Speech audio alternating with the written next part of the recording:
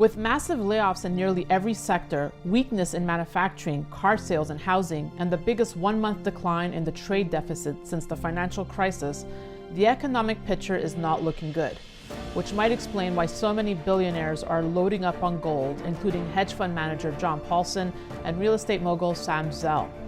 Bottom line, now is the time to own gold, which is why the experts at Stansberry Research just stepped forward with a major gold prediction, arguing gold could soar as high as $3,000 by the end of the year, possibly even higher. You can find out why and get instant access to their #1 gold investment today. It's not bullion, an ETF, or a mining stock, but in the past, this gold strategy could have made you nearly 50x your money. Considering how quickly the price of gold has been moving in recent weeks, you don't want to waste any time missing out on the gains these experts believe are in store for this gold stock. To get a copy of his new free report with all the details, simply go to goldmaniareport.com. Again, that's goldmaniareport.com for a free copy of his new report.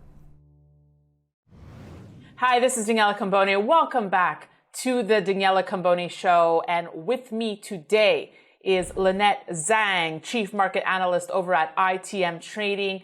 Lynette, always good to have you on, especially during these times. We need you now more than ever. Yes. Good to see you. Oh, it's good to be here, Daniela. Thank you for having me. Well, I was telling you offline, I've been on the road and I was hoping to get you on sooner. This is the soonest I could get you on because I know you've been doing a lot of digging in regards, to the bank run. By the way, I was in Zurich the day that Credit Suisse UBS was announced. So I've been in the thick of it, covering it.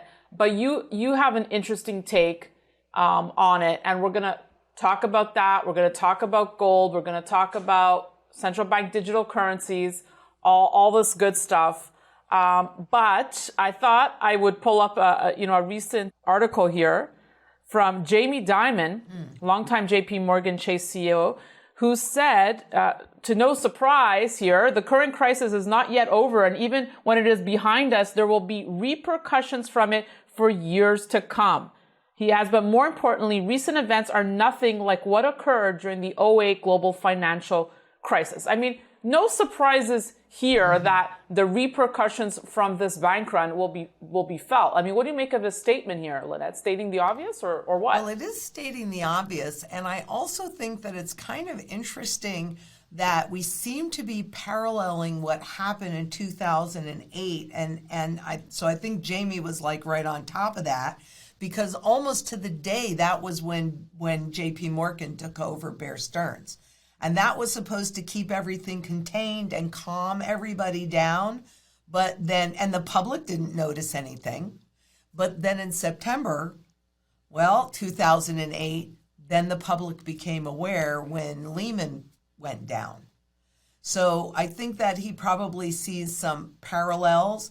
But 2008 is when the system actually died and was put on QE life support till they could get into place the next system that will take the current system's place.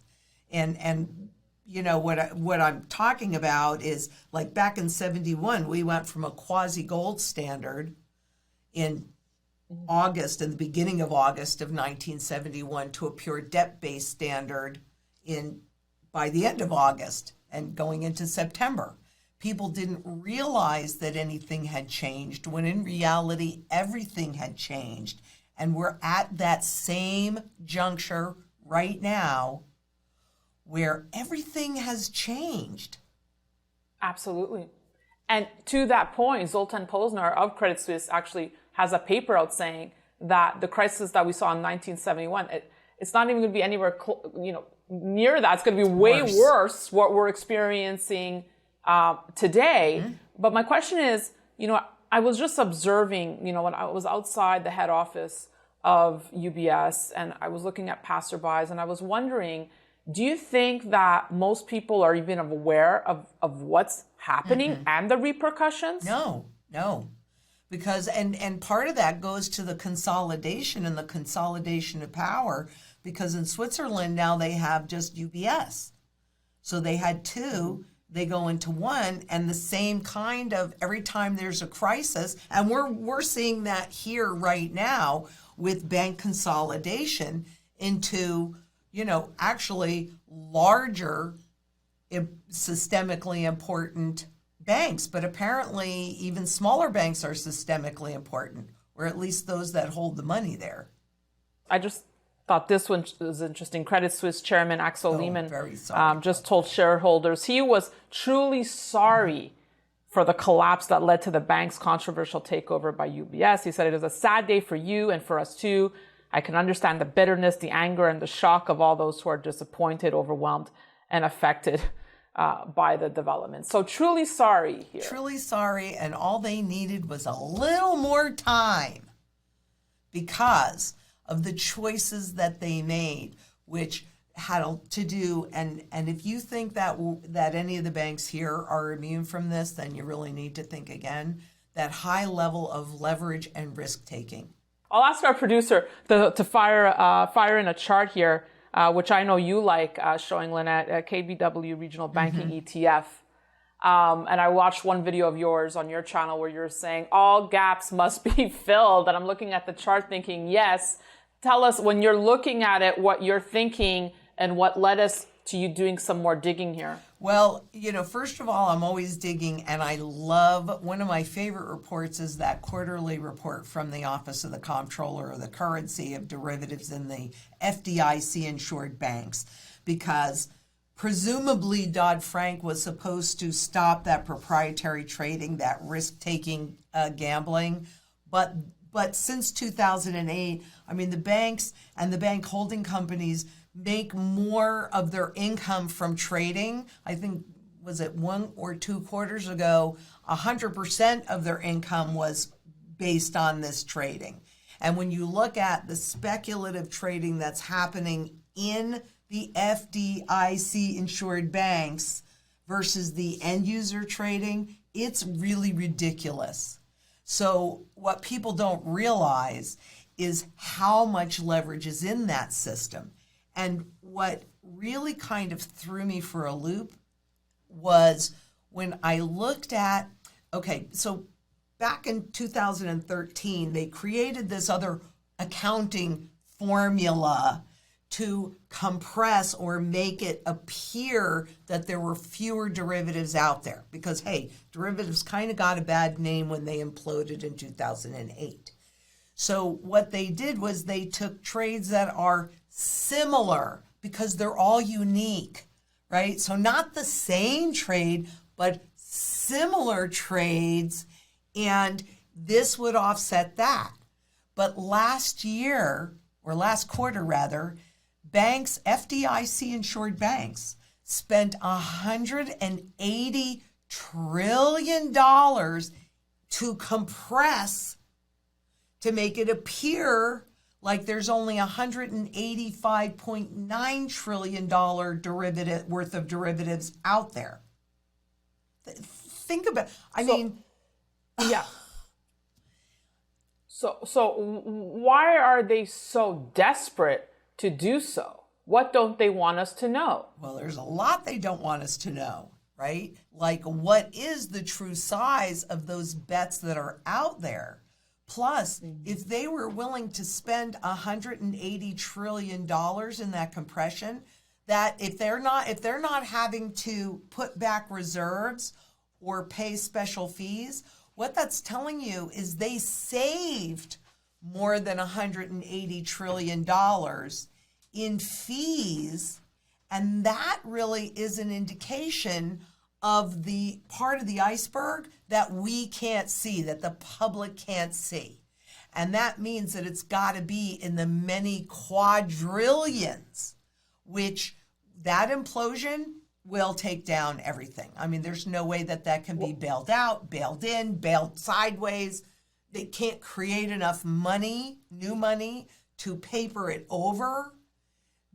That's the very, very end. And probably, where Zoltan said this is much worse than 1971. 1971, we still had like 28% purchasing power left. Now we have none. Well, Let me throw out something crazy to you. Do they want that implosion of the system? Yes. To get us to the reset? Yes. Because there's nothing left in the system. There's officially no purchasing power left in the currencies. It's all just on confidence. That's it. And only public confidence. Because the banks don't have confidence in each other. The central banks don't have confidence in each other. And Wall Street, too, the banks don't have confidence in each other. Right? So that happened since 2008. That's just been whittled away. It's just public confidence. So yes, it's game over. We need to go into a new system. This system is done. It's done. So what does it mean for our, because I always like to bring it home to the folks, like what it means for their money today. Hyperinflation. What does it mean? Like what happens to our money? It hyperinflates away. There's no other option. Or hyperdeflates. That's the other option. You know, but whether you're looking at deflation or inflation, it's the same coin. It's just the opposite side. So if they can get us into the CBDCs, the central bank digital currencies, what they are saying is that, number one, they're going to present it like, hey, we will eliminate inflation. If you give us this control over that, there won't be any more inflation. No, there will be deflation because, as they say, there are then no limits to how low they can push interest rates. And what does that do? But it eats your principal. So you're sitting there, you haven't been spending money because you're trying to save, but you're watching your principal go down, down, down. What are you likely to do? Go out and put it in anything that you think can hold its purchasing power value better than the currency. So that's hyperdeflation. You know, what do you make of when you hear, you know, like the Democrats came out saying, well, the mess we're in is linked back to the rollback that President Trump did of the Dodd-Frank Act. Is that just, I mean, what's your take on that? It's true, but it goes back even further than that. It goes back to when Clinton eliminated the Glass-Steagall Act. And the Glass-Steagall Act was put in place in 1933 to separate risk-taking Wall Street banks from deposit-taking mom-and-pop banks. And so I think it was 96 when that was eliminated and allowed those two banking entities to merge. And I haven't heard one person, not in the Senate committees or in any of the government committees or central banks, talk about separating those two entities. So they don't want to because this is about the banks and the financial system, but also, you know, but in what Trump did was he took away oversight essentially from those mid-sized banks. So there are a lot of check boxes that they just did no longer need to check. But even when they put Dodd-Frank in place in 2010, that was supposed to eliminate that proprietary trading, and it didn't, the Volcker rule. They dismantled the Volcker rule. So they took away oversight and they dismantled rules because, as they said, well, wow, we've had 6 years of experience and nothing has happened. So this is a good thing to do. But they never talk about the real issue, which is risk-taking banks using depositor monies to take those risks. And which leads me to my next point, because your bigger thesis says that this just fast tracks us to central bank digital currencies. Yes. And one thing I wanted to talk about today was this new Fed Now payment system that apparently is coming this July. And I'm just quoting an article here. It says, as a result, many banks will now see it as a larger, safer system able to transfer money faster for consumers and businesses. This is a quote from Fed Chair Powell. Fed Now will enable all the banks, any bank in the U.S., not just the big ones, to offer instantly available funds and real-time payments to their customers. So trying to, reestablish confidence. This system is unbreakable. It's safe. You can trust us. What do you make of the timing of all this? Not a coincidence. And, and actually the Fed Now accounts were put in place, I think it was 2019, well before today that they're actually getting officially rolled out in July. But, we just don't see all of the work behind. It's like living in Oz, right? Don't look at the man behind the curtain. Just trust us. But how can you trust these people that have gotten us into this position? And I can't give you guarantees. But if I could, I'm going to tell you that if we don't vote with our purses and position into physical metals that are outside of the system, your choices will be less and your life will be worse. Let me ask you, and this may be a big question, but I just thought of it, Lynette. Because we often wonder, do these people in power know what they're doing? So if we look at central bank digital currencies, we'd say was a clear strategy to lead us to this road, Absolutely. Right? On the flip side, when we talk de-dollarization, we wonder, does the U.S. not see what's happening with countries turning their backs on the U.S. dollar, wanting to dump their U.S. dollars, and then we say we hope that there's some sort of strategy in place to preserve the U.S. dollar. So are they being strategic on that end as well? Well, it was back in the IMF, the International Monetary Fund, created the SDR, special drawing rights, in '69 to take over as the world reserve currency from the U.S. dollar at that time. But then Kissinger went and created the petrodollar, which is, to your point, falling apart right now. And so we retained that privilege. But we have been, actually, it was December 2002 when we no longer had enough foreign buyers of our bonds, and the Federal Reserve started buying back our treasury bonds. That was 2002, right? So we make this assumption that we want things to continue to go on, but when you're at the very end of the road, then do you really want it to go on, or do you want a controlled demolition that keeps you in power?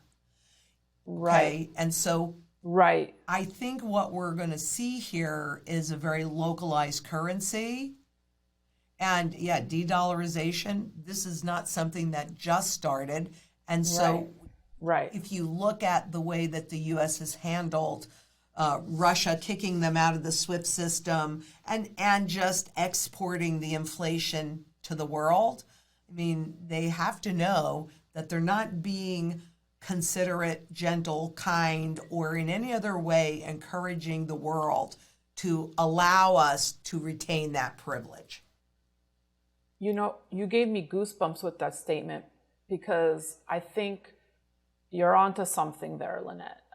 If we do see the de-dollarization and the demise of the U.S. dollar, and someone argue it's already here, okay, that's a separate conversation, that they would still be in control with whatever replaces that. And that makes a lot of sense. Right. I mean, that is the goal. And keep in mind that the system to replace the dollar on a global scale has already been not just put in place over at the IMF, it's called the Substitution Fund, but it is a way that if you are a country or a corporation outside of the U.S. and you're holding U.S. dollar-denominated assets or instruments, you can deposit it into that substitution fund, and then they can convert those assets into SDR-denominated assets. And in theory, control the speed at which those dollars go back to the U.S., so again, a controlled demolition, but can they really do it? Exactly. That's the question. That's a really good point, which leads me to bring up gold now. As we're speaking, the metal above 2,000 an ounce, CNBC is covering gold again, Lynette, so you know that's got to be a sign. And on the day that China has announced that they've bought more gold, so they keep adding to their gold reserves. I mean, is the window just open for gold now? Is it okay to embrace gold by the mainstream? Have those days arrived? Well, I think more and more people are getting more and more nervous as they're watching what's happening. What I'm kind of looking for, so I'd say yes, mainstream, we should, because we vote with our wallets, we vote with our purses. So if you buy stocks, that's your vote. If you stay in dollars, that's your vote. If you buy cryptocurrencies, that's your vote. And if you buy gold and you buy silver, that's your vote. If more and more people vote for this, and they now have real money that's outside of the system, that's global, no matter where you are, and regardless of the form, gold and silver are monetary at its base, that's your vote, and then they can't pull it off if enough of us do that. So 2 questions for you, because this is one I get asked often. Okay, we see it as a way out of the system, but many people wonder, okay, what happens when I have to liquidate that gold? Mm-hmm. Am I not just re-entering the system? Yes, you are, because as long as the central banks get to dictate what our tool of barter is, then there are going to be some things you'll be able to do completely out of the system. I'm sure there'll be a black market that evolves, but if we need to pay a mortgage or a tax bill or buy something like that, sure. So you just liquidate it into whatever the tool of barter is, and you use it, but you don't liquidate all of it, because do you really want them to have that control? And I guess the other part is, if central banks were buying gold, people were wondering, well, were they suppressing the price down in order to be buying the gold? But now that maybe, one of the main buyers, China, has perhaps sufficient gold now, have they done their buying and we might see the price run up? I mean, it's a lot of theories circulating. Just want to know what your thoughts are on central banks related to the price of gold. Well, in the spot market, they can create as much gold that doesn't exist and suppress the price. And they need to do that because that's their perception management. They admitted it. Because a rising gold price is an indication of a failing currency. And once you really understand that the currency is failing, then you make different choices. I mean, 1 trillion times 0 is 0. It really is that simple. So it doesn't matter how many pieces of paper you have or digits in your bank account. What matters is what you can convert them into. So even above $2,000 an ounce, you are not seeing gold or silver, frankly, express anywhere near its true fundamental value. And the fundamental value is really based on the most important function that gold performs, which in my opinion is to hold your purchasing power intact over time, right? And we would see gold way above 15,000 if they weren't suppressing it. But central banks don't need to suppress the price to be able to buy more of it, because they push a button, they create all the money they want to buy the gold. It's about them not wanting you to buy the gold. Because especially in collectible form, it is truly invisible to them. And this is not as likely to be a form that would be confiscated, because you can have an ounce of gold go for like 15 million bucks at this point. And so they don't want you to be buying the gold. No, because once you buy the gold, it's invisible to them. Even the Bank for International Settlements, gold held at home runs no geopolitical risk. Gold is the only financial asset that runs no counterparty risk. These are from the Bank for International Settlements. And this is why, because I know I've asked you in other interviews of why you don't hold crypto, but it's exactly to that point. Because I was going to ask you if you're opening your mind to the concept of Bitcoin getting the bank run. My mind is open. The challenge that I have with Bitcoin is simply that I only see its functionality in one place, and nobody has been able to expand that. So in other words, what I think is really good about Bitcoin is you can hold a lot of them on a little thumb drive and stick it in your pocket and go anywhere in the world. I think that is a great advantage. But I don't see any other functionality for Bitcoin.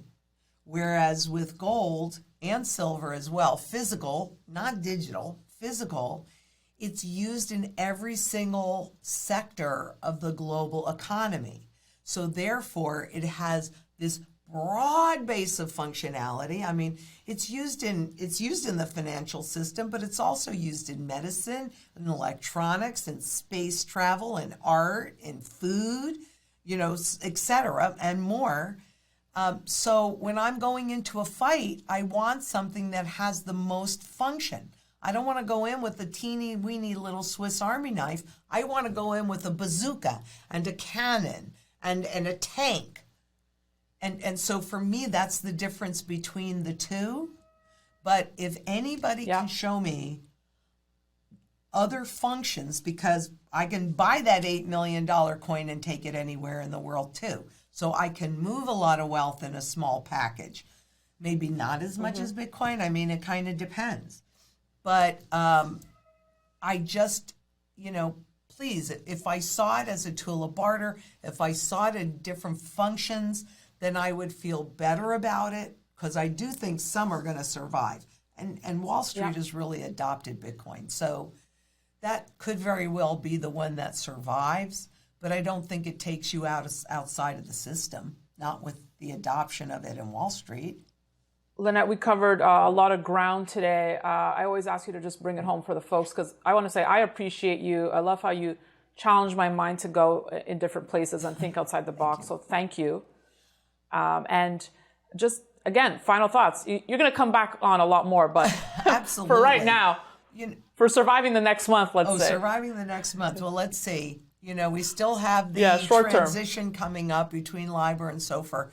But I would say that you got to dip your head underneath the water a little bit and to try and get an idea of that iceberg that's underneath, because that is big enough to absolutely overwhelm the system.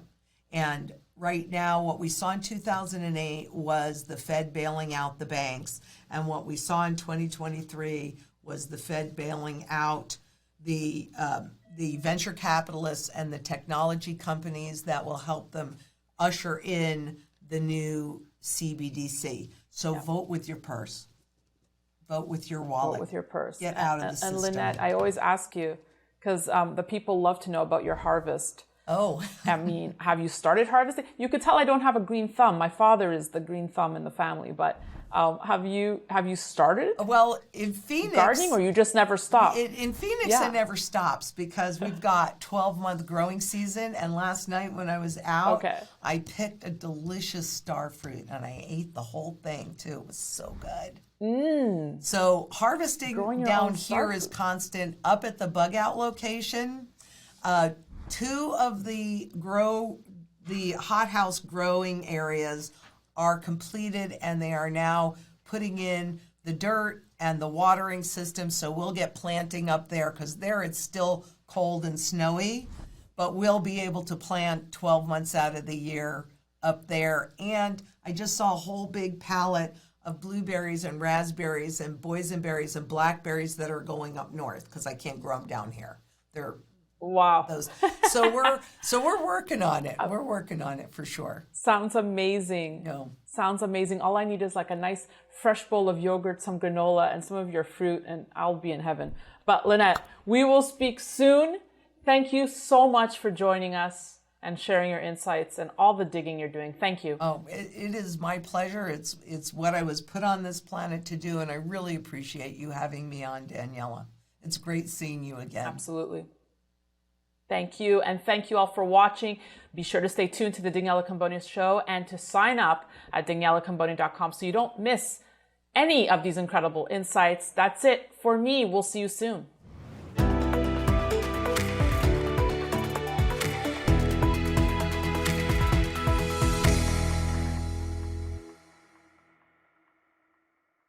Opinions expressed on this program are solely those of the contributor and do not necessarily reflect the opinions of Stansberry Research, its parent company, or affiliates.